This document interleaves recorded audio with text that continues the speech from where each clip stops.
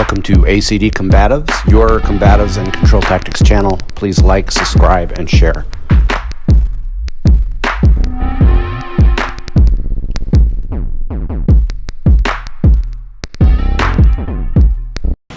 Hey guys, Kurt here. Let's talk about batons and a little bit of history on the baton. Well, first of all, the baton dates back to the caveman. It was probably the very first thing, other than maybe a rock, that they realized if they picked this big hunk of wood up and hit their enemy in the head, that it was more effective than trying to club them with your hand. So let's face it, the club, baton, whatever you want to call it, a rose by any other name, is still a rose. Goes way back into our DNA as human beings, and it makes sense. And this is the closest thing I have to an example to a traditional police baton. I had this custom made back in the day. I never really carried it. I was with the sheriff's office back in the day, and I had this made. It's cocobolo, so it's a good example of a hard, sturdy wood. You know, oak or hickory or something would be another good example. Guys, you hit somebody in the head with this, and it's gonna work. That's the problem with the baton when we were talking police work. Back in the day, you hit somebody with a baton and you hit them across the leg, which is kind of a common target. I see cops over practice just hitting somebody in the common peroneal. Might have worked much better back in the day with a piece of hickory, but when you're talking about the modern asp or monadnock, and of the two, monadnock, in my opinion, is a better baton, but you talk about this, and they're light, they're dependable in that they always work, and they're lightweight. When you keep it on your belt, you won't forget it. Like back in the day, you'd leave your baton in the car because they literally had, when I started in law enforcement, had clips, and you clip the baton or PR-24. I even carried that with previous agencies on the clips on the door, so you allegedly remember to take it off the door and put it in your belt when you got out of the patrol car. That's not a problem with these. But it is a problem is they're so lightweight. I've seen them, bounce off of people's legs and just piss them off and not actually work. It's a psychological effect where you pop that open, but I'm not a big fan of the baton in modern police work. It's not that you can't use it. It's just they're not very effective. They can be effective. It's all about the psychological effect it's having on your opponent. It's also about, are they on drugs, whatever. I'm a big fan of the Uara stick. This is my training belt. I just put a Uara stick on that. It's the same size as an asp that's closed. So a Uara stick or a closed asp is basically a legal pair of brass knuckles, guys. Brass knuckles are garbage. Everyone thinks it's a cool tool you slip in your pocket, but you hit somebody with that, yeah, it's going to hurt them really bad. You could probably break your own knuckles, break your own hand in the process, because all that energy is also generated on the inside of your palm and then across the back of your hand. So brass knuckles are garbage. I used to carry a long time. Don't worry, bosses, I don't carry one now. I haven't carried one for like 3 agencies ago. Back in the day, it was acceptable to carry a blackjack or a sap. Those were great tools. You'd hit somebody with that, and you could break bones if you. But that again is falling out of favor. That type of power to actually get something done.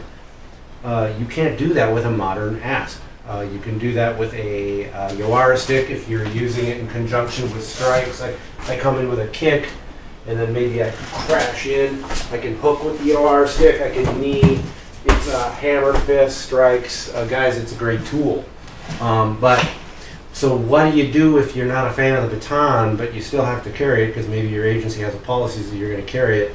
And again, it's not that it's completely useless, guys. I'm not a big fan of it. So what I am a fan of, and what I've used way more successfully over my career, and it takes training, is kicking. And I'm not talking about Taekwondo where you're doing spinning heel kicks to somebody's head. Obviously, that's not what I'm talking about. Remember, we're wearing 30 pounds of gear. Murphy's Law, you just had lunch, and you're not feeling super mobile. I'm a big fan of the lead leg kick. You hit the pelvic girdle, you hit the diaphragm, you hit the top of the thigh. the lead leg round kick to the, I just did a video on the shin, hitting people in the shin, or excuse me, the calf area with that round kick where you're kind of like skipping and boom. The roundhouse kick where you snap the distraction with the hands, boom. I've taken that, I've done that several times in my career where I kicked somebody in the thigh and they went down. They went down quick, fast, and in a hurry, because the average person just does not train how to take Thai kicks like a Thai fighter or an MMA fighter. And if you know how to kick, you generate your power. I'm here to tell you that it's going to work way better than any baton. I've never seen somebody just collapse with a massive Charlie horse in the leg from a baton, but I've definitely seen it with a kick. I've done it myself on the job, so I know it works. So just food for thought, guys. Again, I'm not saying you shouldn't carry a baton, especially if your agency has a policy that you shall. And I'm not saying that I wouldn't teach it or don't show techniques or concepts with the baton.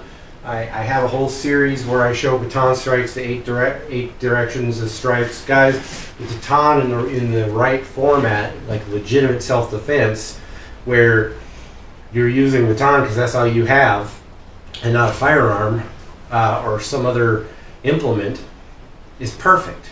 But in police work today, in the 21st century, I'm not a fan of it. It really surprises me that it's still part of our kit.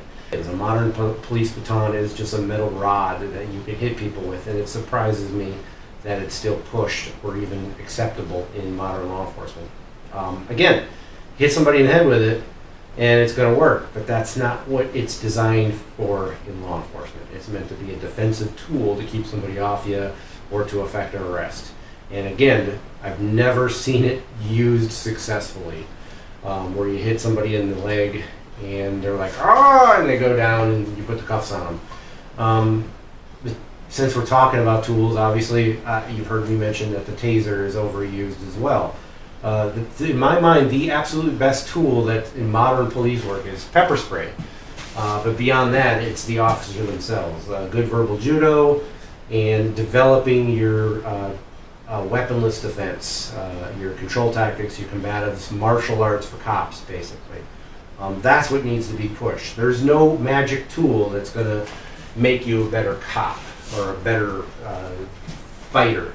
This is the magic tool. It's your brain, and you need to develop it along with your physical skills. Guys, go out there, train jiu-jitsu, train judo, go to an MMA gym, boxing gym, whatever. Find something that you enjoy and do it, because that's what's going to save your bacon, not some magical tool on your belt. All right, guys, everybody take care and stay safe. Let's roll. Hey, let's be careful out.